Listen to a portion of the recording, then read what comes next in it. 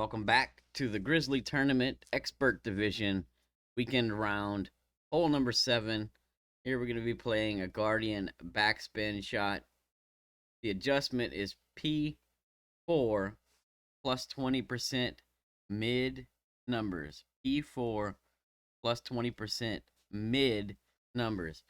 The spin set is max backspin, 1 right spin. What I'm doing is I'm going to add backspin all the way maxed out. Then I'm going to add right spin till I pass up the one line right. And then I'm going to bring my spin back to the one line. You'll see what I'm talking about. That way I always get the same amount of right spin and back spin every time.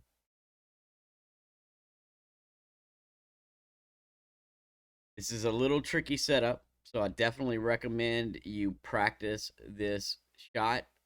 There are a couple of wind angle tweaks needed, and it's a little hard to reference the curl and power needed without having curl lines for your grid.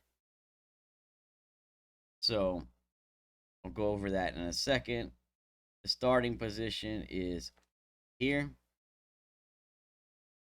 So with a Guardian 9, you'll have the white ring touching the green fringe line here, right? And the second bounce is touching the bottom of the second bounce is touching the line that is one line above the cup. So if you come all the way over here and you follow that line, right, it's one line above the cup, bottom of the second bounce, touching that line. And you want to be splitting this light vertical column in half with the second bounce. So even if you have Guardian 6, 7, or 8, you can use the second bounce as a reference. You don't necessarily need the white ring. Just make sure that the bottom of the second bounce is touching that line, and then make sure that you're splitting this vertical column in half with the second bounce. That is 1, 2, 3 light columns from the edge of the green, right? And then once you got that position set, you'll turn and get your wind angles. So this here is a crosswind angle.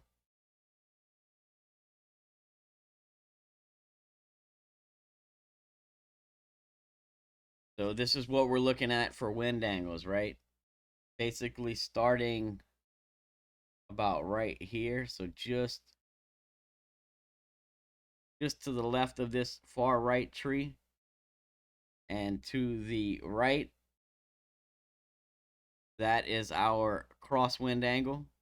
No change required for that wind angle, right? If you're between there and then all the way up until the right edge of this tree, this is our neutral angle.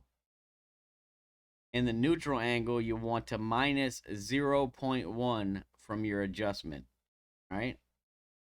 Minus 0.1 from the adjustment. And then anything to the right over here, or left over here, that's our tailwind angle. And in the tailwind angle, you want to minus 0.2 from the adjustment.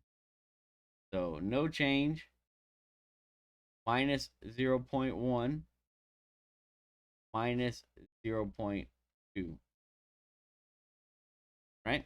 So pretty easy wind angle tweaks. But with that being said, this shot is very full angle dependent, right? So you want to make sure that you're pulling this one as straight as possible. If anything, if you're going to favor anything, favor a slight 1201 flicker. but you want to pull this as straight as possible. All right. Get your wind angle tweaks done. Those are simple ones. All you got to do is either no change, minus 0.1 or minus 0.2. So that's the easy part. The difficult part, if you don't have curl lines, is the power reference and curl reference.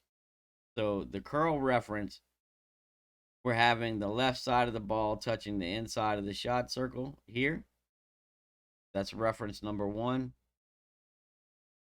That's for the amount of curl. Now, the amount of power this is basically like one click of underpower, okay? If you look, there's the triangle that comes out here when the shot circle breaks. That is what I'm using as my second reference. And it's very hard to see, but the top of the ball is like one click below that line on the corner there. So that's what I'm referring to when I take this shot. I'm looking at the top there that I got circled, and then I'm looking at the left side of the ball guide. Those are my 2 points of reference because I do not have curl lines. It's a little difficult to see, and that's the reason that I definitely recommend you practice this shot, get a good feel for it, see what power level, like the up down on the ball, as far as you are concerned, where you need to set that. Like I said, we all see things a little differently. So those are my 2 references. You can also try to reference this little corner of the shot circle that sticks out. You can try and keep that the same, right? That'll help you. And then there's one more reference where this line between the 2 balls is touching this top right corner of the broken part of the shot circle. So you can look there, you can look here, you can look at the side of the ball guide, and you can look at that triangle right there, which is kind of hard to see, but that's what I look at, right? So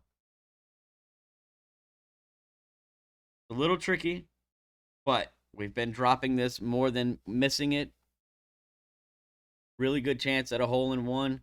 If you practice this a couple of times, you should be able to see it start to drop in the hole for a hole in one. A difficult wind, but still a good chance at a drop. I'll let this one play out so you can see how it comes in.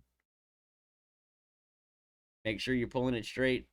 P4 plus 20% mid numbers. Max backspin, 1 right spin.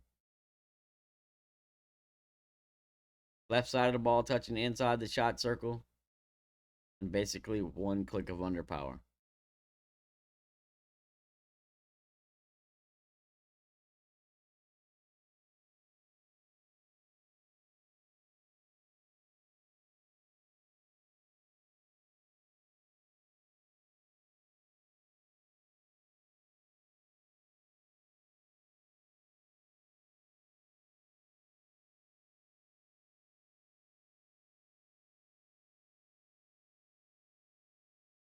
And get the drop. So, practice a couple times. Get a good feel for it. I hope you get the drop. And we'll see you on the next hole.